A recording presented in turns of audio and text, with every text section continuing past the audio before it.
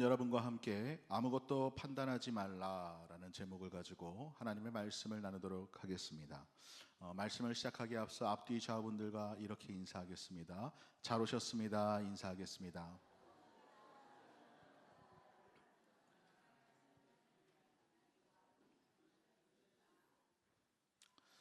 오늘 우리가 함께 살펴볼 고린도전서 4장의 말씀은 고린도 교회 안에 발생한 분열의 문제를 다루고 있는 본문입니다.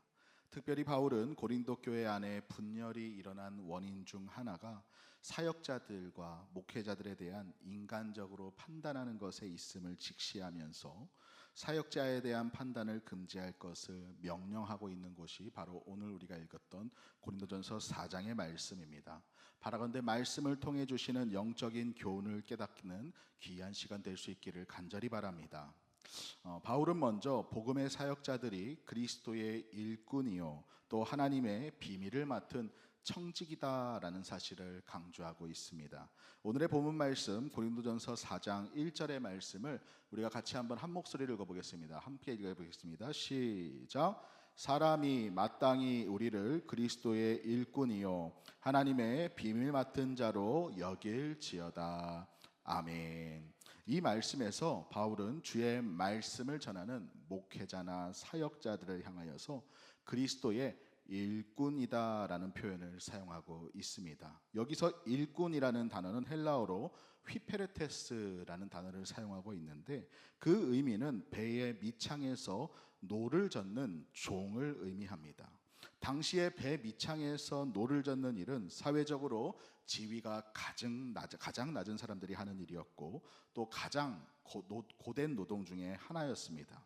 그런데 중요한 것은 바울은 교회 안에서 목회자나 사역자를 향하여서 그리스도의 휘페르테스, 다시 말하자면 교회라는 배가 앞으로 나아갈 수 있도록 노를 젓고 있는 사람들이 바로 목회자다라고 선포하고 있다라는 겁니다. 자, 그렇다면 이 말씀이 의미하는 바가 무엇일까요? 사역자를 마치 목회자를 마치 노예처럼 함부로 대해도 괜찮다라는 그런 의미일까요? 아닙니다. 오히려 우리는 교회 안에서 헌신하고 있는 목회자와 사역자를 바라보면서 임원들을 바라보면서 그가 주님을 위하여서 스스로를 낮추고 충성되게 일하고 있는 사람이다라는 것을 여기면서 인정해야 한다라는 것입니다. 종은 자신의 일을 하는 사람들이 아니라 주인의 일을 하는 사람들입니다. 마찬가지로 목회자들은 스스로의 권리를 주장하는 사람들이 아닙니다.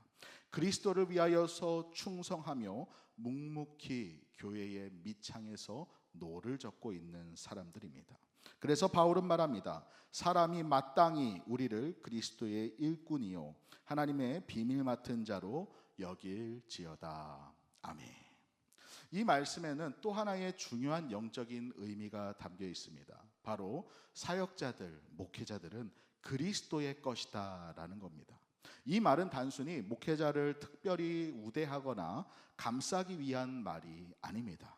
오늘 우리가 읽었던 말씀 바로 앞절인 고린도전서 3장 23절의 말씀을 통해서 바울은 이렇게 말합니다. 우리가 이 말씀도 함께 읽어보겠습니다. 함께 읽습니다. 시작. 너희는 그리스도의 것이요 그리스도는 하나님의 것이니라. 아멘.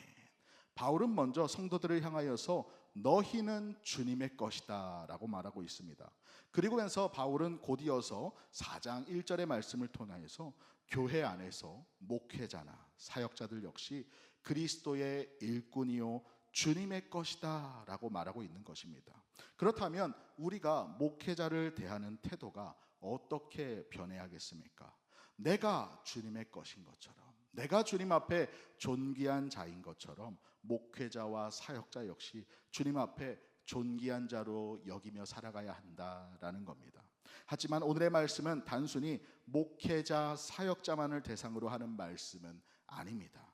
물론 이 고린도전서 4장의 말씀의 1차적인 대상은 복음 사역자들을 위한 말씀입니다. 그러나 넓게 본다면 오늘날 교회를 섬기는 모든 성도들에게도 동일하게 적용될 수 있다라는 생각이 듭니다.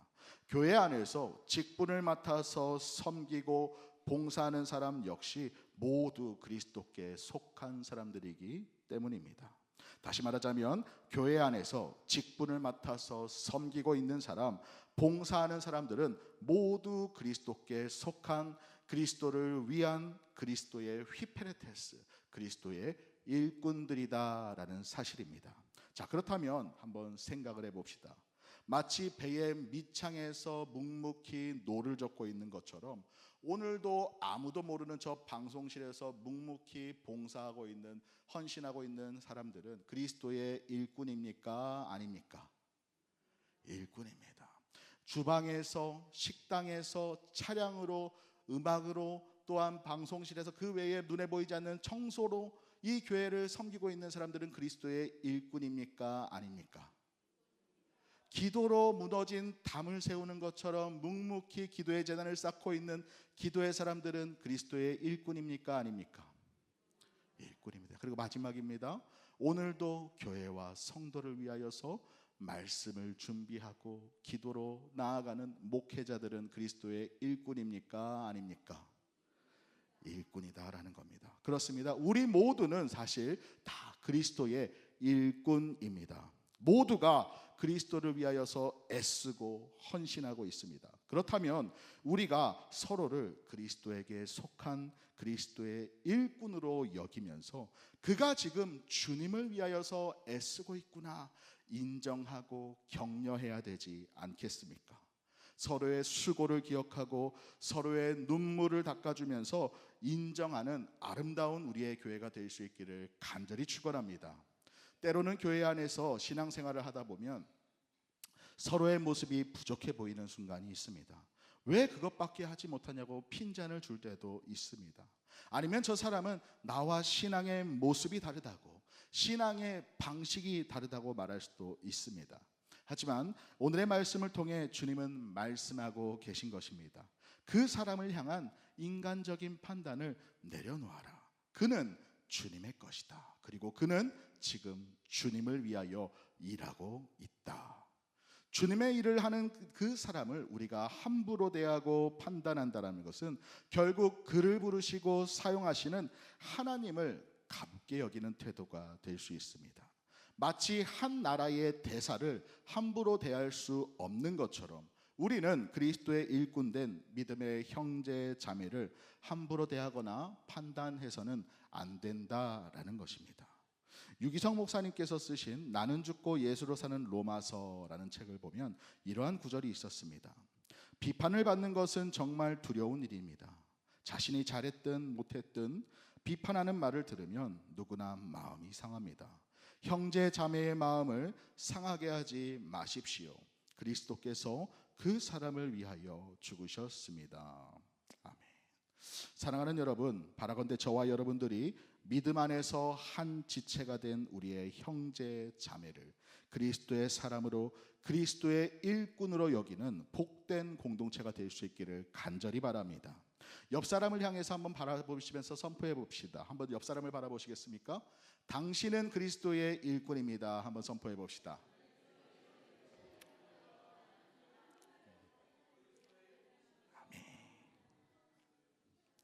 이 사실을 믿음으로 말미암아 사랑과 격려로 서로를 세워가는 복된 주의 교회 다 될 수 있기를 주님의 이름으로 간절히 축원합니다.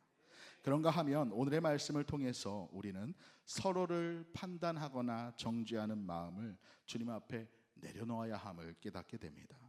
당시 고린도 교회 안에는 바울을 판단하고 정죄할 뿐만 아니라 그의 사도직 자체를 의심하는 사람들이 점점 증가하고 있었습니다. 고린도전서 9장 2절의 말씀을 보니까 바울은 고린도 교회 성도들을 향하여서 이렇게 말하는 것을 볼 수 있습니다. 우리가 이 말씀 같이 한번 읽어보겠습니다. 시작. 다른 사람들에게는 내가 사도가 아닐지라도 너희에게는 사도이니 나의 사도됨을 주 안에서 인친 것이 너희라. 아멘. 말씀을 보니까 고린도 교회 안의 갈등이 얼마나 심각했던지 바울은 내가 너희에게 사도가 아니냐라고 말하면서 자신의 사도직에 대하여서 항변해야 하는 그런 지경에 이르렀음을 볼 수가 있습니다. 심지어 고린도 후서 10장 10절의 말씀을 보게 되면 바울이 고린도 교회 성도들에게 어떤 모욕과 평가를 받았는지에 대해서 이렇게 증언하고 있습니다. 우리가 이 말씀도 같이 한번 읽어보겠습니다. 함께 있습니다. 시작. 그들의 말이 그의 편지들은 무게가 있고 힘이 있으나 그가 몸으로 대할 때는 약하고 그 말도 시원하지 않다 하니. 아멘. 다시 말하자면 고린도 교회 성도들은 바울을 바라보면서 그가 편지로 쓸 때에는 그래도 괜찮지만 몸으로 대할 때는 너무나도 초라하고 약하고 그 말 또한 시원하지 않노라라는 인신공격까지 서슴지 않고 행했다라는 겁니다. 그리고 이처럼 바울에 대한 비판과 공격이 너무나도 심각했기 때문에 바울은 고린도 전서를 쓰고 난 뒤에 곧이어서 고린도 후서를 적을 수밖에 없었던 그러한 지경에 놓이게 되었습니다. 아무튼 이러한 상황 속에서 오늘의 말씀을 통하여서 바울은 말하고 있습니다. 그리스도의 일꾼들을 함부로 판단하고 비판하는 것은 교회를 분열시키는 주된 원인이 된다라는 겁니다. 오늘의 말씀 고린도전서 4장 5절의 말씀은 이렇게 증언하고 있습니다. 우리가 이 말씀 한 목소리로 읽어보겠습니다. 함께 읽습니다. 시작. 그러므로 때가 이르기 전 곧 주께서 오시기까지 아무것도 판단하지 말라.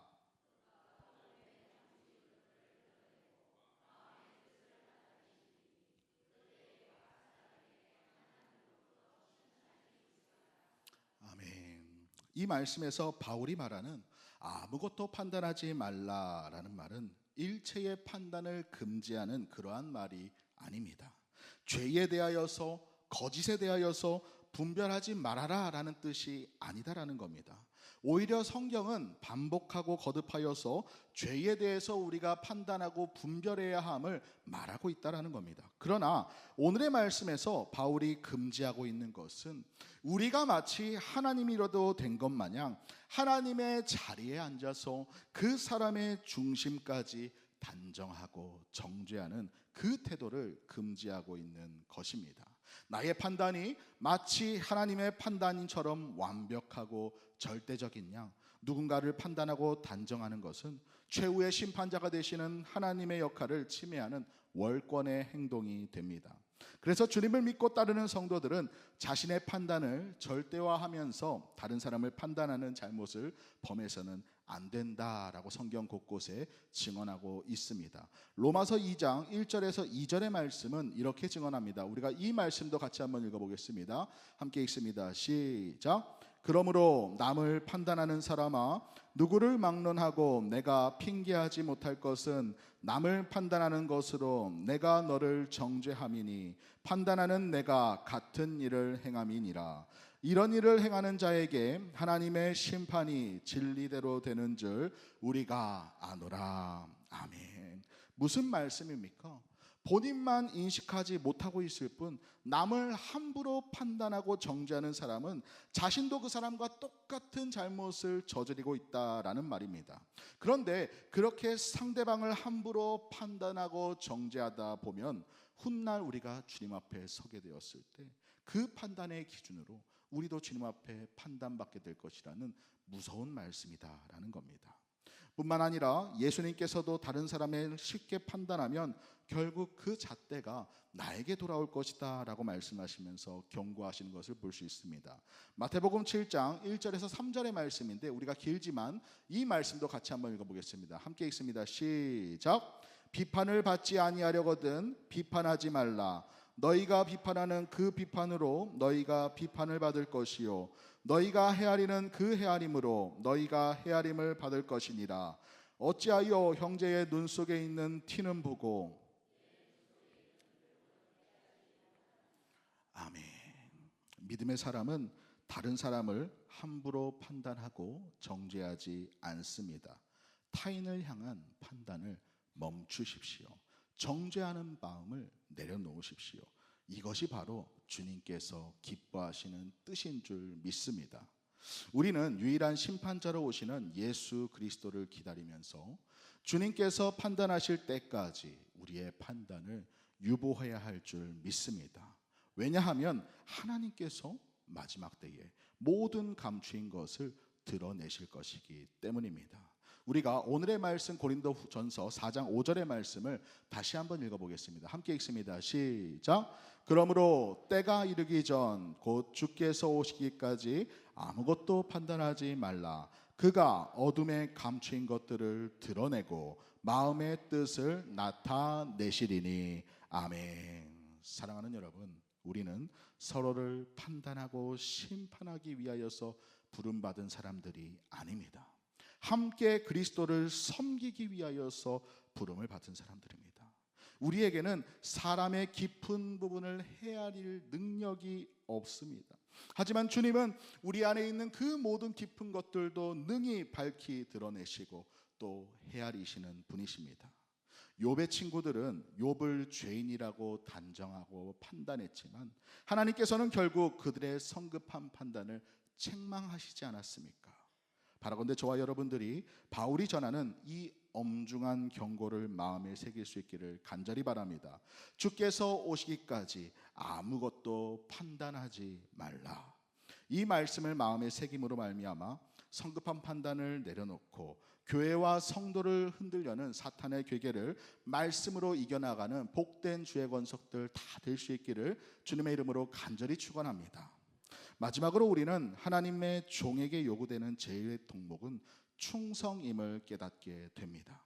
고린도전서 4장 2절의 말씀을 우리가 같이 한 목소리로 읽어보겠습니다. 함께 읽습니다. 시작. 그리고 맡은 자들에게 구할 것은 충성이니라. 아멘. 그리스도의 일꾼이자 하나님의 비밀을 맡은 사람들에게 가장 먼저 요구되는 것은 화려한 언변이나 세상의 지식이 아닙니다. 바로 충성입니다.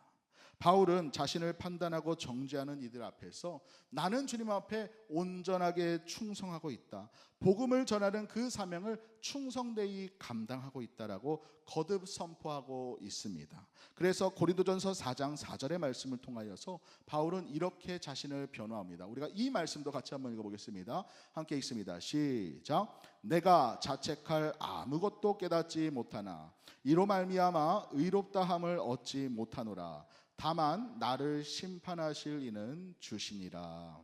아멘. 바울은 내가 자책할 아무것도 깨닫지 못하였다라고 증언합니다. 무슨 말입니까? 바울은 주님 앞에서 자신에게 맡겨진 사명을 충성됨으로 감당했다라는 겁니다. 그러나 동시에 그는 자신의 의로움을 드러내지 않았습니다. 이어서 다만 나를 심판하실 이는 주시니라 라고 고백을 하면서 마지막 판단은 주님께 달려있음을 인정합니다. 그리고 오늘의 말씀을 통해 하나님은 오늘의 시대를 살아가고 있는 우리를 향하여서 동일하게 말씀하십니다. 그리스도의 일꾼된 너희도 바울처럼 충성하는 자가 되어라. 그리하면 주님이 마지막 때에 판단하시고 그의 합당한 상을 주실 것이다. 아멘. 당시 고린도 교회는 언변과 지식뿐만 아니라 영적인 은사 또한 풍부했던 교회였습니다. 고린도전서 1장 5절에서 7절의 말씀을 보니까 이렇게 증언을 하고 있습니다. 이는 너희가 그 안에서 모든 일, 곧 모든 언변과 모든 지식에 풍족함으로 그리스도의 증거가 너희 중에 견고하게 되어 너희가 모든 은사에 부족함 없이 우리 주 예수 그리스도의 나타나심을 기다림이라. 아멘. 다시 말하자면 이 고린도 교회는 모든 언변과 모든 지식과 또 모든 은사의 역사가 풍족하게 일어나는 교회였다라는 겁니다. 그런데 고린도 교회의 교인 중 일부는 고린도의 교회에서 사역하는 그 사역자들의 은사가 부족한 것을 바라보면서 그들을 판단하고 비난하기 시작했다라는 겁니다.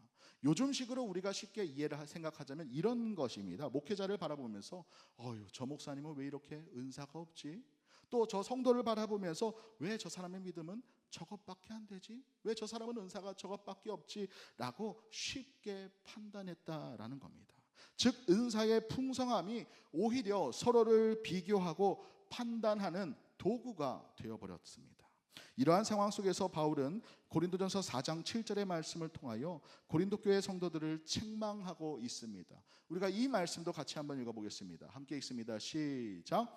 누가 너를 남달리 구별하였느냐? 내게 있는 것 중에 받지 아니한 것이 무엇이냐? 내가 받았은즉 어찌하여 받지 아니한 것 같이 자랑하느냐? 아멘. 우리에게 있는 것 중에서 사실 주님께 받지 아니한 것이 무엇이 있겠습니까? 우리의 능력도, 우리의 지혜도, 우리의 은사도 사실은 다 주님께서 우리에게 주신 것입니다. 그렇기에 우리는 스스로를 자랑할 수가 없습니다. 자랑할 사람들은 오직 우리에게 은혜를 주신 주님만 자랑해야 될 줄 믿습니다. 베드로전서 4장 11절의 말씀도 이와 동일한 의미의 말씀을 전하고 있습니다. 우리가 이 말씀도 한 목소리로 읽어보겠습니다. 함께 읽습니다. 시작. 만일 누가 말하려면 하나님의 말씀을 하는 것 같이 하고 누가 봉사하려면 하나님이 공급하시는 힘으로 하는 것 같이 하라. 이는 범사에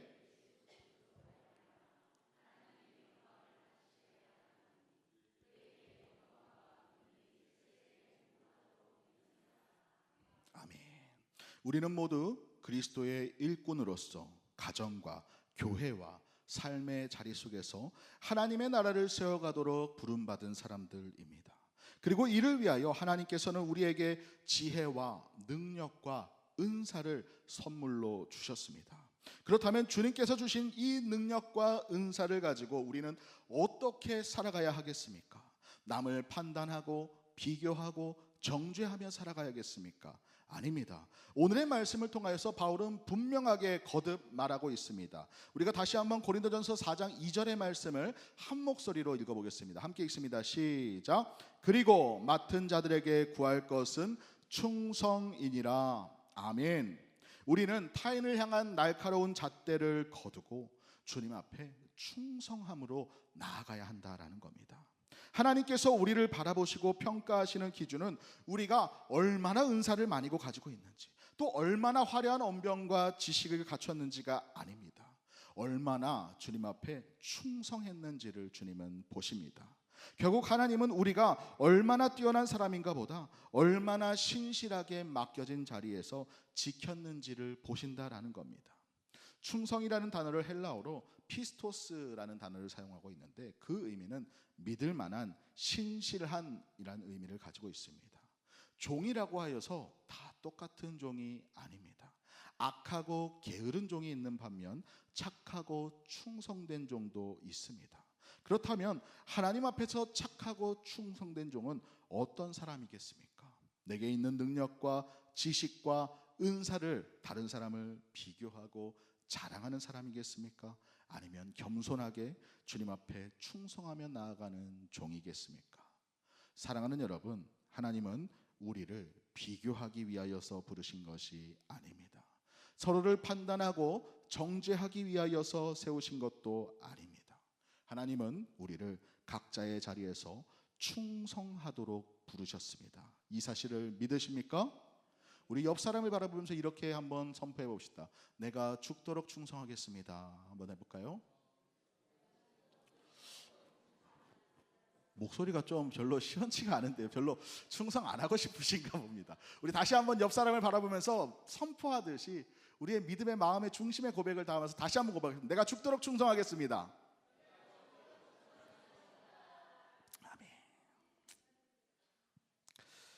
사랑하는 여러분, 바라건대 저와 여러분들이 타인을 향한 나의 판단을 날마다 주님의 십자가 앞에 내려놓음으로 말미암아 주님이 주시는 참된 자유와 회복의 역사를 경험하는 복된 주의 권속들 다 될 수 있기를 바랍니다.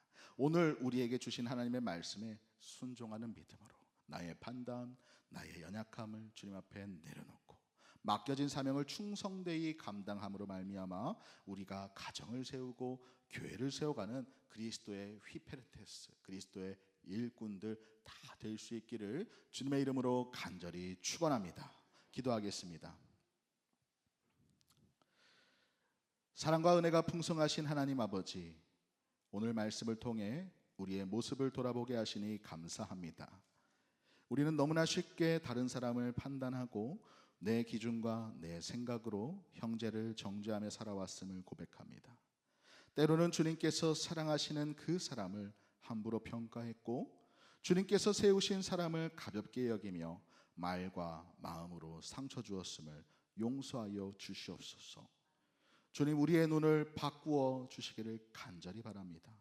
사람을 보기 전에 먼저 그가 주님의 사람임을 기억하게 하시고, 판단하기보다는 이해하게 하시고, 정죄하기보다는 품게 하시고, 비교하기보다는 격려하게 하여 주시옵소서. 우리 모두가 그리스도의 일꾼임을 기억하게 하시고, 보이는 자리든 보이지 않는 자리든 맡겨진 자리에서 충성되게 주님을 섬기게 하여 주시옵소서. 우리의 은사와 능력을 자랑하지 않게 하시고 모든 것이 주님께 받은 은혜임을 기억하게 하여 주시옵소서. 겸손함으로 주님의 몸된 교회를 세워가게 하시고 사랑으로 하나 되게 하여 주시옵소서. 그리하여서 마지막 날에 주님 앞에 섰을 때 사람의 칭찬이 아니라 주님께서 베푸시는 잘하였도다 착하고 충성된 종아라는 그 귀한 칭찬을 받는 복된 주의 권속들 다 되게 하여 주시옵소서. 우리를 너무나도 사랑하시는 예수님의 이름으로 간절히 기도합니다. 아멘.